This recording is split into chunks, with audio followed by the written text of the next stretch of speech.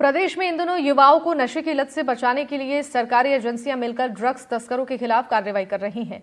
पिछले दिनों जोधपुर में आईआईटी, एलएनयू, एम्स जैसे संस्थानों के बाहर ड्रग्स बेचने वाले गिरोह का एनसीबी ने भांडाफोड़ कर 865 किलोग्राम गांजा बरामद किया। एनसीबी ने 6 लोगों को गिरफ्तार भी किया और वहीं एनसीबी की टीम ने जयपुर की मणिपाल यूनिवर्सिटी के बाहर ड्रग्स की बिक्री करते महिला तस्कर को गिरफ्तार किया है। तस्कर के बैग से एमडी ड्रग्स की पुड़िया बरामद की गई हैं और अब नारकोटिक्स कंट्रोल ब्यूरो की टीम आरोपी के नेटवर्क को खंगालने में जुटी है। बताया जा रहा है कि महिला तस्कर 6 सालों से मणिपाल यूनिवर्सिटी इलाके में युवाओं को ड्रग्स की सप्लाई करती थी।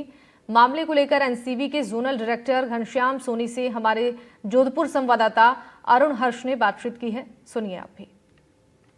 लगातार युवाओं को नशे की दलदल में धकेलने के खिलाफ एनसीबी और पुलिस प्रशासन कार्रवाई कर रहा है। पिछले कई दिनों से एनसीबी लगातार पश्चिमी राजस्थान में ड्रग्स माफियाओं को पकड़ने में जुटी हुई है।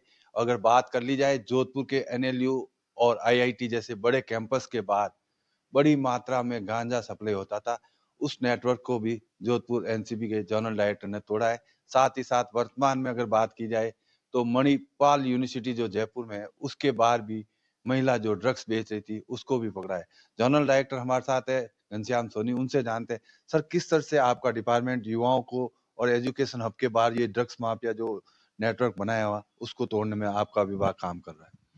देखिए, हमारे ऑनरेबल डीजी साहब के दिशा निर्देशन के अनुसार हमने ड्रग फ्री कैंपस अभियान की शुरुआत की है और इस ड्रग फ्री कैंपस अभियान के तहत सबसे पहले जोधपुर के अंदर ही हमने ऑपरेशन शंकर चलाया था और उस ऑपरेशन शंकर के अंदर हमने लगभग 865 केजी गांजा जो है वो पश्चिमी राजस्थान की आज दिन तक की सबसे बड़ी खेप जो है वो हमने बरामद की और उसके अंदर लगभग 6 जनों को हमने अरेस्ट किया।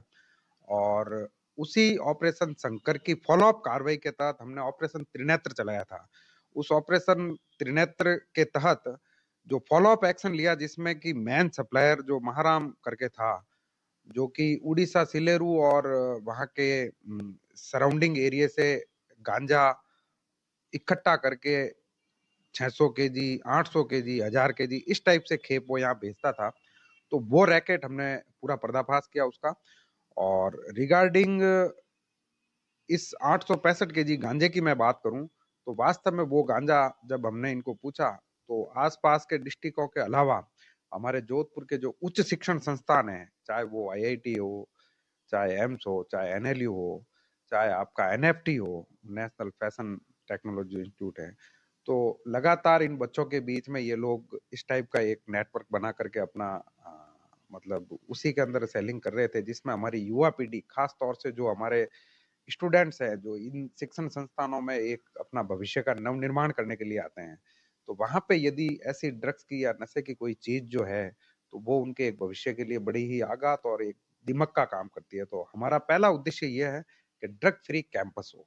कह सकते हैं केंद्र सरकार और राज्य सरकार के बाद गंगानगर में जिस तरह से कार्यालय खोला गया है और साथ ही साथ युवाओं को बचाने के लिए जो है एनसीबी और तमाम एजेंसियां आने वाले दिनों में कार्यवाही करती देखी जा सकेगी।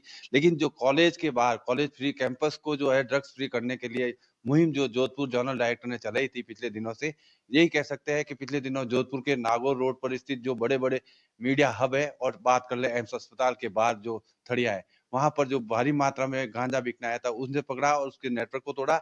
और अब जयपुर के मणिपाल यूनिवर्सिटी के बाहर बड़े जो नेटवर्क को तोड़ने में एनसीबी की टीम लगी हुई है। जोधपुर से एनडीटीवी के लिए अरुण हर्ष की रिपोर्ट।